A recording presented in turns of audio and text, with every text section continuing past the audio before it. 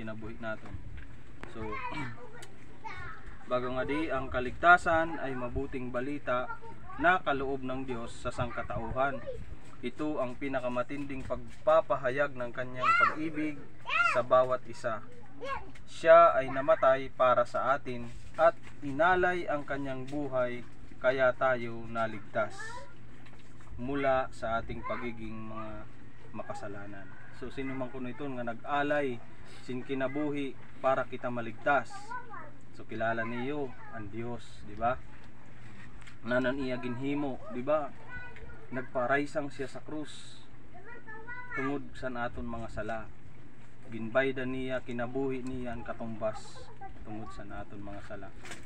Ngan ginhimo ito niya kay ginpakita niya nga kita higugmao niya. Kay imbis kunta nga kitaan maparusahan, ginako niya naton mga sala, ang mga sala pa sa naton mga kag-anak, mga sala pa sa naton mga ninuno,